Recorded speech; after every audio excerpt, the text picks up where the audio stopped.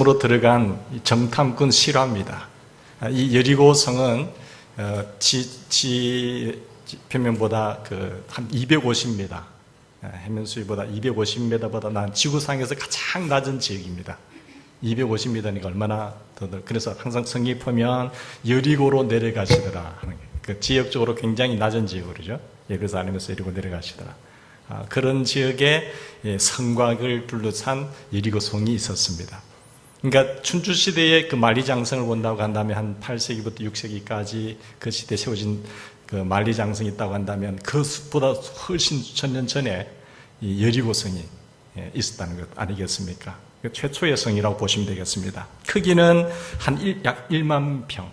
크게 사는 것이 아니라 전쟁이 있을 때 그것이 들어가게 되고 성곽의 내벽과 외벽이 있는데 그 성곽과 내벽과 외벽 사이에 한 4.5m가 있는 거죠. 거기에 뭐 동물을 악어를 집어넣기도 하고 사자가 있기도 하고 물을 채우기도 하고 하지 않습니까? 성곽을 보호하기 위해서. 거기에 이제 기생 라합의 집이 어떤가 하면 내각이 아니라 외곽에 있었으니까 바로 내려서 도망갈 수 있었겠죠. 라합의 집은 외곽의 바깥쪽에 있다고 생각되었습니다. 마태복음 1장에 보면 라합이 예수님의 그 거룩한 족보에 이름이 올라와 있어요. 얼마나 큰 영광입니까? 이 존귀한 영광의 자리에 어떻게 올라와 있었을까? 이 다윗의 외조모, 다윗의 이 고조 할머니가 된 것이죠. 라합의 어머니의 이 라합의 믿음이 어떤 믿음이었기 때문에 이런 놀라운 영광의 자리에 있었을까라는 질문을 해보지 않을 수가 없습니다. 이 라합의 믿음은 바로 이 실천적 믿음인데요. 히브리서에 보면 정탐꾼을 영접한 라합의 믿음을 이렇게 말하고 있습니다. 믿음으로 기생 라합은 정탐꾼을 평안히 대피시켰다. 평안히 영접하였고 순종하지 않은 자와 함께 멸망하지 아니했다. 그가 믿음으로 순종해서 정탐꾼을 목숨 걸고 건져주고 대피시키는 일에 앞장섰다고 했죠. 순종하지 않으려는 사람들보다 그들과 같이 그렇게 걸어가는 인생이 아니었고 복음을 들었을 때에 자기 생명의 위협을 받으면서도 순종해서 자기와 자기 집을 구원해낸 그런 여인이라고 표현하고, 야고보서에는 보면 히브리서는 믿음으로라고 하는 믿음을 강조했지만 야고보서에는 보면 뭐라고 했는가 하면 2장은 이렇게 말합니다. 야고보서 2장에 기생 라합이 사자들을 접대하여 다른 길로 나가게 할 때에 행함으로 어렵다 하심을 받은 것이 아니냐. 행함을 이야기하고 있죠. 그래서 이 히브리서와 야고보서의 이 두 가지 공통점을 찾아본다고 한다면, 이 기록을 종합한다고 한다면 라합의 믿음은 어떤 믿음일까요? 실천적인 믿음이라는 거죠. 믿음이 실천적인 믿음, 살아있는 믿음, 행함 있는 믿음을 가졌다는 것을 우리가 알 수가 있습니다. 이 정탐꾼의 기생 라합의 집으로 2명이 들어갔는데 그때 이스라엘 사람 몇 명이 그 소식을 듣고 이야기를 한 겁니다. 그래서 그가 기생 라합의 집을 추적해 들어온 거지요. 이 정탐꾼들이 왔다고 하는데 어디 있느냐 하면서 이 라합이 거짓말을 해서 정탐꾼들을 살려내는 그런 장면들을 우리가 본문에서 읽을 수 있습니다. 사실 라합은 기생이었습니다. 기생은 몸 파는 여자 아니겠습니까? 그러니까 여리고라고 하는 도시 자체가 얼마나 타락한 도시인지 하나님의 심판을 받을 만큼의 마지막 수준의 수위에 올라온 죄악이 관영한 도시가 또 여리고입니다. 그런 여리고에 많은 사람들이 타락했고 마지막 그 사람들이 타락의 마지막 길이, 심판의 마지막 길이 어딘지 아세요? 동성의 혼입니다. 동성혼, 동성애. 여기까지 가면 그 마지막이에요. 로마도 그 거대한 로마가 무너진 이유가 뭡니까? 마지막에 거기까지 간 거죠. 여기 보면 소돔과 고모라가 하나님 그걸 보고 탄식하면서 그 도시를 멸하지 않습니까? 그러니까 도시의, 나라의 마지막 극치가, 인간의 타락의 극치가 어딘가 하면 동성애, 동성혼. 지금 지구촌에 보면 이것이 완전히 붐이 일어나고 있어요. 성소수자를 보존해야 된다 해가지고 인권을 빌미로 해서 이 타락한 젊은이들의 그 어떤 성적 충동을, 인간의 쾌락을 마지막까지 자극하는 그런 시대에 우리는 살고 있는 겁니다. 그렇기 때문에 우리는 적극적으로 반대를 해야 되는 것이죠. 여러분, 이 라합이라고 하는 분은 기생이었습니다. 저주의 도성에 사는 그런 여인이었죠. 그리고 여리고는 사람들이 죄악이 관영한 도성이었고 금방 하나님의 심판이 떠들릴 수밖에 없는 상황 속에서 자기가 살아남기 위해서 이렇게 일을 하고 있었습니다. 그런데 여기 보면 라합이 지나가는 사람들에서 나오는 풍문으로 들은 소문을 들었어요. 그 소문이 뭔가 하니까 10절에 10절 말씀 보세요. 너희가 애굽에서 나올 때 여호와께서 너희 앞에 홍해 물을 마르게 한 일과 요단 저편에 있는 아모리 사람의 두 왕 시온과 옥에게 행한 일, 그들을 전멸시킨 일을 우리가 들었습니다. 라합은 풍문으로 하나님께서 어떤 일을 행하시고 어떤 기적을 베푸시고 어떤 큰 위대한 일을 행하신지를 들었단 말이에요. 그리고 요단강 동편에 이미 그 시온 왕, 옥 이런 왕들을 전멸시켜서 그 땅을 분배한 사건까지 소문을 들었죠. 라합의 믿음은 이 모든 이야기를 듣고 그 사실에 근거해서 하나님을 믿은 것입니다. 라합의 믿음은 말로만 믿는 믿음이 아니었어요. 그는 들었고 그리고 그 믿음에 들은 말씀에 대한 믿음의 반응을 보입니다. 야고보서 2장 말씀대로 라합은 믿음을 바로 행동으로 옮긴 거죠. 믿음이 바로 그 믿음이 실천하는 것으로 나타난 것입니다. 실천이 없는 믿음은 무슨 믿음일까요? 죽은 믿음이에요. 그거는 입에 발린 그 죽은 아무런 쓸모없는 믿음이에요. 그러니까 실천하는 믿음이 참 믿음이요 진정한 믿음이고 살아있는 믿음이라고 말하고 있습니다. 행함이 없는 실천이 없는 그 믿음은 아무리 자랑해도 그 믿음 갖고는 구원 못 받아요. 그렇잖아요.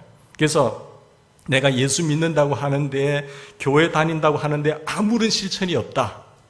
그렇다고 한다면 그 사람의 믿음이 병들었든지 죽었든지 죽은 믿음 가지고는 천국 간다고 착각을 하면 안 되는 거예요. 그지? 살아있는 믿음이라고 한다면 반드시 사람들은 움직이게 돼 있단 말이에요. 하나의 이 세상에 살다 보면은 그것에 확신을 갖고 예수님이 너무 좋아. 예수님이 내 인생을 완전히 뒤집어 놓아서 나는 인생에 소망도 없고 가치관도 없는 이런 인생이었는데 절망적인 존재였는데 라합이 나 같은 기생도 받아주시고 그분이 하나님 일을 행하신 일들을 보니까 너무너무 살 소망이 나. 그러면서 자기 생명을 던지면서 자기 그 상황 속에서도 믿잖아요. 그게 믿음이에요. 우리가 예수 믿었고 예수님이 너무 좋은데 그걸 내가 평생에 살면서 전하지도 않고 한다고 한다면 그것을 예수를 믿는 사람인가요? 사람은 자기가 좋은 것들은 오픈하게 된단 말이에요. 저 집 너무 음식이 맛있다고 그 음식 먹어봤니? 너 사진 찍으면서 카톡에 올려 그러잖아요. 그런데 예수님이 내 생명의 은인이고 나에게 영원한 생명 그 천국을 보장하신 분인데 그분이 내가 한 분도 내 인생에 있어서 주님의 마지막 유언을 통해서도 이것을 전하고 생명 살리는 일에 뛰어나라고 하라고 했음에도 불구하고 나는 전혀 거기에 관심이 없고 성령의 인치심에 성령의 강건적인 역사가 있음에도 불구하고 전혀 움직임이 없다. 그거는 내 믿음에 대해서 한번 의심해 봐야 되는 거예요. 그 믿음을 알고 그 믿음을 선물 받았음에도 불구하고 하나님의 교회를 위해서 내 인생 무엇을 할 것인가라고 하는 것에 대해서도 전혀 관심이 없고 구경꾼으로만 있다고 한다면 그것이 참 믿음일까요? 그 내 믿음을 진단해보는 한 척도가 될 수가 있겠지요. 예를 들어서 어려운 지역이 있다. 이재민 만난 지역이 있다. 그렇다고 한다면 교회가 앞장서서 그것을 해나가야 되잖아요. 그런 살아있는 교회들은 움직여요. 그런 지역에 끼어들게 되고 가난한 자를 불쌍히 여기는 것은 여호와께 구워드리는 것이다. 우리가 이것이 복받을 일이다. 하나님께 구워드리니까 하나님은 금리를 낮은 이에서 하나님께서는 금리를 높게 쳐셔서 우리에게 갚아주실 것이다. 그의 선행을 그에게 갚아주시리라고 하나님 말씀하셨으니까 우리가 그 일을 하자고. 그게 믿음의 사람들이에요. 구제를 좋아하는 자는 풍족하여질 것이요 남을 윤택하게 한 자는 자기도 윤택해지리라. 그 이 땅에서 풍성해지고 풍부해지고 윤택해지는 비결을 하나님께서는 그런 자들을 돕는 것이 우리가 부해지는 것이고 풍부해지는 거고 잘 되는 길이에요. 교회도 마찬가지예요.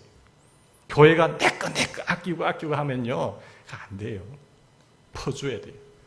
어려운 사람들에서 퍼주고 지금도 보면은 여러분들 너무 집에서 힘드시면 교회에 오세요. 에어컨 틀고 지하에 가면 시원히 주무세요.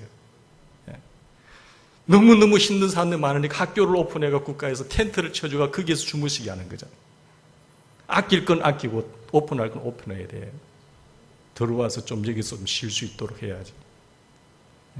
그게 지역 사회를 위한 것이고 우리 어른 사람들 위해서 펄펄 끓는 데서 에어컨도 없이 그냥 죽어가는 영혼들로 교회 와서 쓰세요. 오픈하고.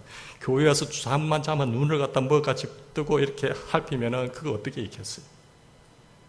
교회가 오픈할 것, 쓸 수 있는 것은 무한정해 나눠줘야 되는 거예요. 그래야 풍족해는 것입니다. 아낀다고 해서 부자가 되는 것 아니에요. 아낄 걸 아끼고 주를 위해서 쓸 때에 달려가는 인생이 되셔야 돼요. 여기 보세요. 가난한 자를 불쌍히 여기는 것은 여호와께 하나님께 구워드리는 것이니 그의 선행을 그에게 내가 갚아주리라. 구제를 좋아하는 자는 풍족하여질 것이고 남을 윤택하게 하는 자는 자기도 윤택하여지리라고 하는 하나님의 말씀을 믿습니다. 최고의 지혜자를 통해서 우리에게 주신 말씀, 우리도 그런 교회 되게 하시고 그런 인생 되게 하여 주시고 하나님 주신 건 내만 배불리게 해서 그렇게 사는 사치하는 삶이 아니라 하나님 나누어 드릴 때에 선한 사업의 통로자가 될 줄로 믿습니다. 이것이 라합의 믿음이에요. 믿음으로 라합은, 믿음으로 에녹은, 믿음으로 요셉은, 믿음으로 아브라함은 따놓는 믿음의 사람들이 그 상 주시는 그 하나님을 바라보았기 때문에 믿음이 없이는 하나님을 기쁘시게 하지 못하나니 하나님께 나아가는 자는 반드시 그가 계신 것과 또한 자기를 찾는 자들에게, 헌신한 자들에게 상 주시는 이심을 믿어야 할지니라. 이걸 못 보는 사람은요, 짜증내고 왜 이걸 내가 해야 되고 이것을 왜 굳이 해야 되고 이렇게 원망불평하는 거예요. 표대를 향하여 위에서 부르신 부름의 상을 얻기 위하여 바울은 복음 증거하는 일에, 생명 살리는 일에 자기 인생을 걸지 않습니까? 우리 하나님의 나라에는 공짜가 없습니다. 벌을 내리시든지 상을 주시든지, 내가 죄악의 길을 가고 있음에도 불구하고 하나님이 전혀 나에게 매질이 없다, 징계가 없다, 그건 버린 자식입니다. 히브리서에 보면 징계는 내 자식이기 때문에 주는 거예요. 우리가 하나님과 은혜를 받고 구원을 받고 난 뒤에 하나님께서 반드시 우리에게 언약을 맺는데 그 언약의 복이 생명과 사망과 화와 복을 네 앞에 두었으니 네가 선택해라는 거예요. 이스라엘 백성들이 잘못 선택하고 달려갔을 때 하나님 그 땅을 하나님 멸망시켜버리잖아요. 종살이로 넘겨버리지 않습니까? 예수를 믿고 난 뒤에 하나님의 놀라운 은총 속에 들어온 우리들은 하나님의 상을 바라보고 그 하나님을 거룩한 사역에 뛰어드는 우리가 되기를 바랍니다. 구경꾼으로 있으면 안 돼요. 뛰어들으세요. 우리 장로님께도 하셨지만 1,000번째 3번이나 드린 교회도요, 자기가 열심히 찾고 노력하지 않으면 그 교회는 그거 안 돼요. 와, 우리 기도 이만큼 했으니까 기도하면서 뭐 해야 돼요? 우리가 할 수 있는 것은 우리가 하셔야 돼요. 내가 할 수 있는 것 구하라. 그리고 찾을 것은 찾으라 내가. 그리고 계속해서 두드리라 하셨잖아요. 시험이 있는데 어떤 친구는 시험 준비 안 하고 기도만 계속해. 그 친구 시험 답 정리 잘하겠어요? 안 되는 것처럼 우리 인간이 해야 될 일은 열심히 노력하고 공부하고 할 건 하셔야 된단 말이에요. 불 보듯이 가만히 있지 마세요. 교회가 뭐 어떻게 되겠지? 그거 아닙니다. 세상은 불을 켜고 달리는 거예요. 그래서 우리는 이 라합의 믿음이 있길 바랍니다. 라합의 믿음은 어떤 믿음이냐? 이스라엘 정탐꾼을 영접한다는 것은 하나님을 위해서 조국 여리고에 반역하는 행위잖아요. 이 반역자로 몰리게 되면 반드시 죽습니다. 네가 정탐꾼을 숨겨주어서 그 여리고 법에 의하면 너는 매국노야, 너는 반역자야. 자기도 죽고 자기 가족도 다 죽어요. 생명을 건 믿음이었어요. 그런 실천하는 믿음이었어요. 내가 하나님의 소리를 풍문으로 들었지만 그 하나님이 하나님이시다. 많은 사람들이, 이리고 사람들이 들었어요. 그리고 간담이 서늘해졌다고 합니다. 홍해를 가르신 하나님, 그리고 그 땅에 오게 요단 동편의 땅을, 왕들을 물리치신 하나님, 그 하나님의 소리를 들었단 말이에요. 다들 벌벌 떨고 있을 때에 그 사람들은 그냥 듣고 넘겨버렸습니다. 근데 이 라합의 믿음은 살아 실천하는 믿음이었단 말이에요.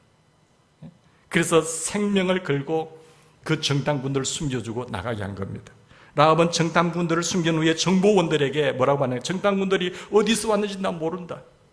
그리고 그 거짓말했죠.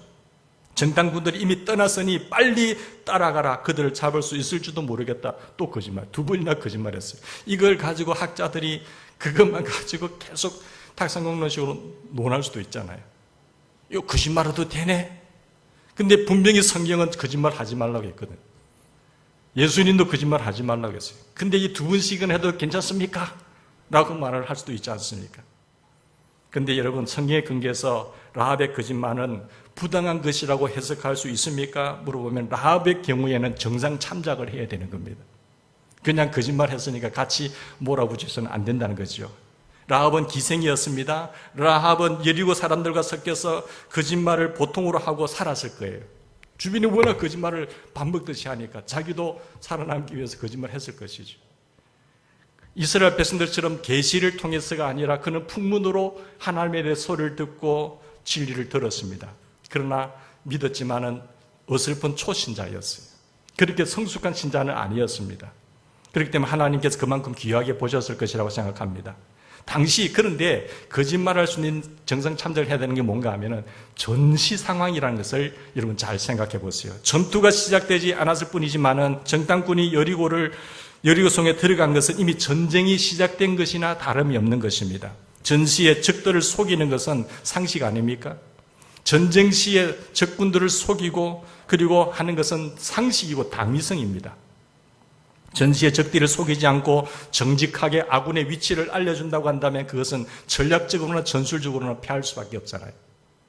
어떻게 하든지 적들을 속여서 그런 위장수를 써서 적군을 공격해야 이길 수가 있는 겁니다.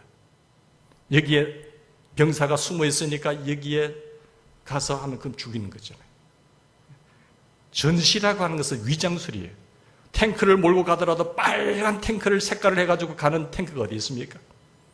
군장 복장을 한다고 하더라도 나는 노란색 복장이 좋으니까 노란색으로 다 갈아입는다고 한다면 눈에 띄잖아요. 그것을 보이지 않게 하기 위해서, 위장하기 위해서 비슷한 이렇게 색깔을 섞어서 잘 보이지 않게끔 위장술을 쓰는 것이 전시의 상황인 겁니다. 전시에는 적들을 속이지 않고 정직하게 아군의 위치를 그대로 알려주는 것은 말도 되지 않는 것이죠. 위장도 하고 은폐도 합니다. 모두 다 위장술 아닙니까? 하나님께서 아이성을 공격할 때도 보면 위장술을 쓰셨어요. 때로는 그 상황이 어떤 것인가를 알 수 있죠.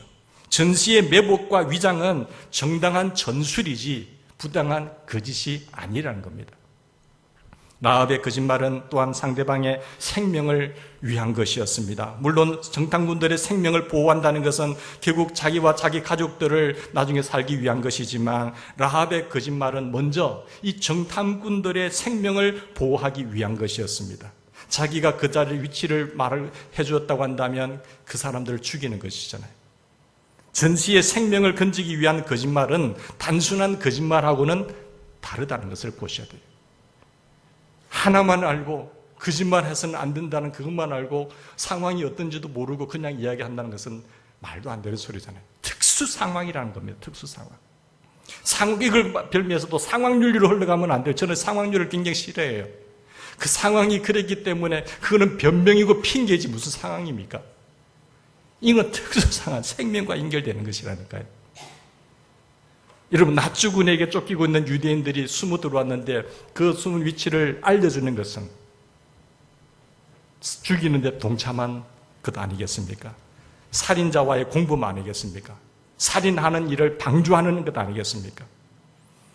아프리카 흑인들이 노예로서 도망가는데 백인들이 추적해 왔을 때 그 위치를 살려고 생명을 보존해 줘야 되는데 여기 숨었으니까 저 옥탑방에 올라가 봐라고 한다는 것은 간접적인 살인 행위요. 살인을 방조하는 것이고 살인자와의 공범이 되는 거거든요.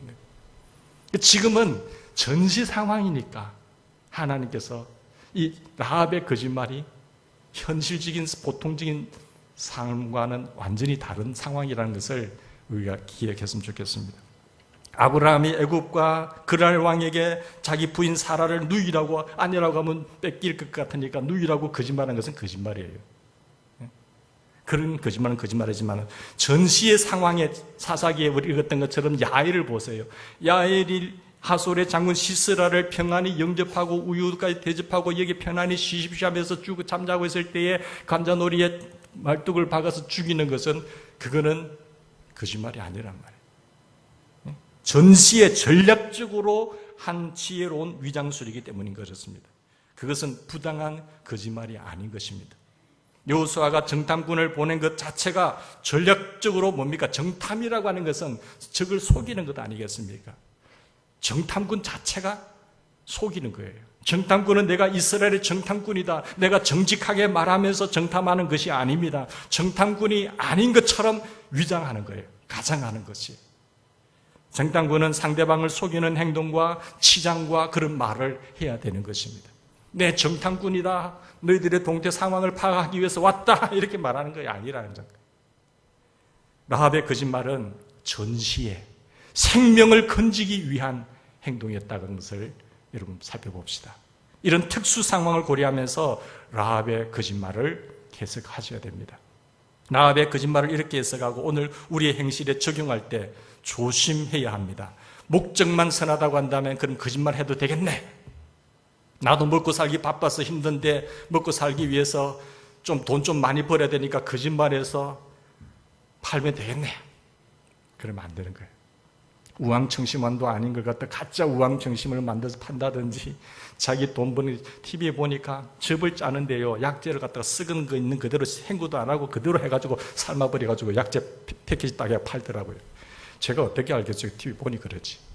그래서 장사 돈 벌기 위해서 자기가 먹는 거 아니라고 해가지고 이것을 먹고 병이 들든지 죽든지 속여가지고 돈을 버는 그런 것은 그건 거짓말이잖아요. 내 먹고 살기 위해서 이렇게 거짓말해도 되겠네 하면 안 된다니까요. 사랑하는 여러분, 삼국지에 나오는 그 전시의 전략적인 거짓말이에요. 근데 그 처세술을 배워가지고 내가 평상시에 처세술로 사용하면 되겠습니까? 삼국지에 나오는 그런 처세술을 내 삶에 잘 적용하면 되겠어요? 그건 삼국지는 지금 전시 상황이니까 그렇게 한 거예요. 그런 것을 인생을 살아가는데 인생 전쟁이니까 내가 돈을 벌기 위해서 그 처세술을 크게 이용하면 잘못 적용하는 것 아니겠습니까? 사랑하는 여러분, 전시에는 생명을 건지기 위해서 거짓말하는 것은 어쩔 수 없는 것이라 하더라도 평상시에는 정직하게 살아가는 우리가 되기를 바랍니다. 예수 믿는 사람들이 정직하셔야 돼요. 바르게 하셔야 돼요. 우리는 정직하면서도 지혜로워야 됩니다. 그러니까 정직하게 말하고 행동하는 것이 생각나는 대로 다 털어놓으라는 게 아닙니다. 가릴 거는 가리고 꼭 말해야 될 것만 말하면 되잖아요.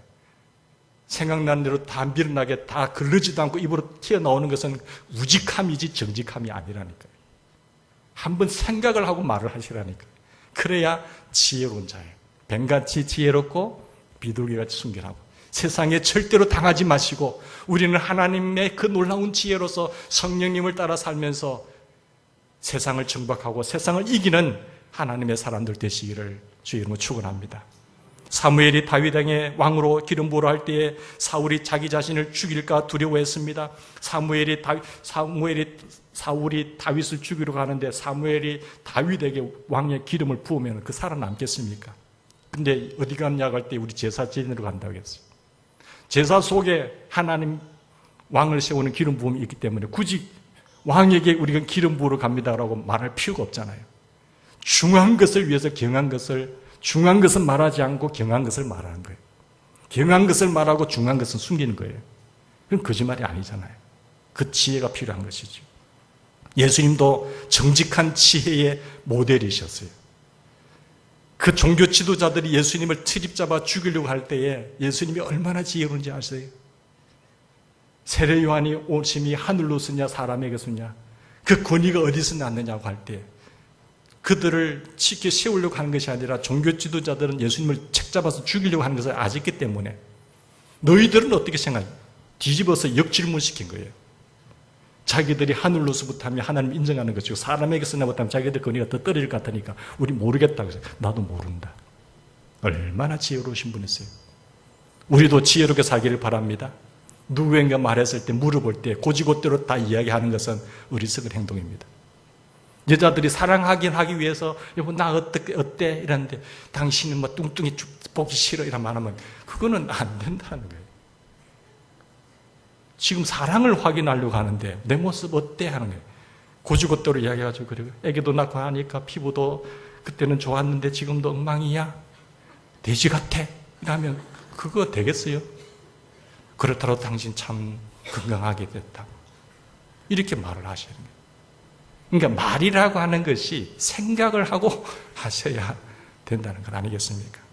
본질로 묻는 질문이 무엇인가를 캐치하셔야지 그냥 뒤에 돌아다니는 그것만 가지고 듣고만 그랬다 카더라 했다 카더라 하면은 카더라가 사람을 잡는 겁니다. 여러분, 우리는 곤란해도 거짓말 하시면 안 되고, 손해볼까 거짓말해서도 안 되고, 창피를 당할까봐 거짓말해서도 안 되고, 남을 곤란하게 하기 위해서도 거짓말 하시면 안 돼요. 그런데 이 라합의 이 상황을 우리가 잘 기억하셔서 어떤 상황인지 특수 상황 속에서 생명을 살리는 문제에 있어서는 우리가 정상 참작을 해야 되는 것이죠. 참된 믿음은 때로 위험을 감수합니다. 여러분, 얼마나 위협적인 상황이에요.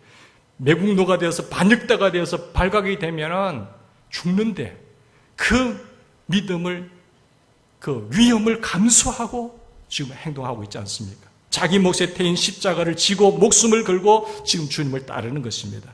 그러나 우리는 예수님을 따르면서 위험을 감수할 때에 지혜로워야 됩니다. 적들 앞에서 자기 자신 모습을 다 드러내면서 나 여기 있다, 나를 쳐라, 그렇게 해서 되겠어요? 그것은 지혜롭지 못한 행동인 것이죠. 성령께서 상황을 따라 주시는 지혜를 가지고 우리가 이 세상 살면서 하나님께 영광이 되도록, 절대 우리가 당하지 않도록 우리가 나가는 하나님의 은혜가 있기를 바랍니다. 지혜로우면서도 정직하고 정직하면서도 지혜롭게 행동하는 그런 모험적 믿음이에요. 마지막으로 이 라합의 이 실천적 믿음은 여호와 하나님을 믿었기 때문에 가능한 것입니다. 목숨을 걸고 실천하는 이 믿음을 가져줄 수 있던 비결은 바로 이 믿음이에요. 여호와 하나님을 믿었기 때문에. 라합과 그 당시에 사람들이, 여리고 있는 사람들이 많이 살고 있었습니다. 그러나 이스라엘의 하나님 여호와에 대해서 그도 들었습니다. 풍문으로 들었습니다. 많이 사람들이 들었을 때 간담이 선을 하고, 야, 그 하나님은, 저들이 믿는 하나님은 홍해도 가르신 하나님이다. 그리고 주변에 있는 땅의 왕들도 적군을 쳐서 패하게 하신 하나님이다라는 소식을 들었어요. 듣고 심히 두려웠다고 했습니다. 간담이 녹았다고 했습니다. 마음이 녹고 정신을 잃었다고 했습니다. 여기까지는 라합과 여리고성 사람들과의 공통점이에요. 똑같습니다. 그렇잖아요? 그런데 라합은 여리고성 사람들과 다른 점이 있었는데 그 다른 점이 뭔가 하면 9절 말씀 보십시다. 라합은 여호와께서 이 땅을 너희에게 주신 줄을 내가 아노라고 고백합니다. 이 땅을 하나님께서 너희들에게 주신 줄을 나는 안다고 고백하면서 결론적으로 11절 말씀 뭐라고 말합니까? 너희의 하나님 여호와는 위로는 하늘에서도 아래에서도 땅에서도 하나님이시라 고백하잖아요. 그 당시에 가난한 사람들은 바알도 섬기고 아세라상도 섬기고 위로 그 신을 두려워하면서 그 신이 우리를 지켜줄 것이라고 위로 여러 가지 우상을 섬겼어요. 아래로 또 다른 신을 섬겼어요. 부분적으로 또 다른 신을 섬겼어요. 땅에 어떤 지역만 주관하는 그들은 하늘과 땅을 완전히 주관하는 여호와 하나님을 믿지 않았습니다. 부분적으로 어떤 신을 믿었지만 하늘과 땅과 모든 분야에 전능하시고 지키시고 심판하시는 여호와 하나님을 그 땅의 사람들은 믿지 않았단 말이에요. 여리고성 사람들 중에 라합만 살아계신 하늘과 땅의 주제이시는 여호와 하나님을 믿었던 것입니다. 라합은 여호와 하나님을 믿고 여호와 하나님께 속했습니다. 그리고 라합은 여호와 하나님께서 자기와 가족의 그 하나님께 자기 인생을 걸은 겁니다. 생명의 위협 속에서도 그 하나님을 바라보고 올인한 것입니다. 여호와 하나님께만 살 길이 있다고 믿었습니다. 여호와 하나님이 앞서가시면 당할 사람들과 신들이 없다는 것을 믿었습니다. 여호와 하나님만이 위로는 하나님 하늘에서도 아래에서도 땅에서도 참신 여호와 하나님이시다라고 믿었던 것입니다. 믿음은 들음에서 납니다. 여리고 사람들은 다 들었지만 그들은 참된 믿음이 되지 않았어요. 믿음은 선물입니다. 이런 은혜가 우리 있기를 바랍니다. 들려올 때 믿음으로 반응할 수 있기를 바랍니다. 그게 실천하는 믿음이고 그것이 살아있는 믿음이고 역사하는 믿음이에요. 여호와 하나님은 그의 외아들 우리 위해서 죽으시고 우리를 어렵다 하기 위해서 부활시키신 하나님이십니다. 여호와 하나님은 예수 그리스도 안에서 지금도 최고의 사랑으로 우리를 사랑하신 하나님이세요. 우리에게 어떤 일이 일어나도 여호와 하나님은 모든 것을 합력하여 선을 이루게 하시는 하나님이세요. 결국 하나님의 뜻대로 이루어지는 것이에요. 근데 그 하나님을 바라믿고 신뢰하면서 라합처럼 실천하여서 하나님께 영광이요 나도 구원받고 우리 가족도 구원시키고 내 주변의 일가 친척들 다 구원시키며 하늘의 자리에, 영광의 자리에 면류관 쓰고 상을 받는 그런 인생이 되기를 주의 이름으로 축원합니다. 같이 기도하십시다. 하나님 아버지,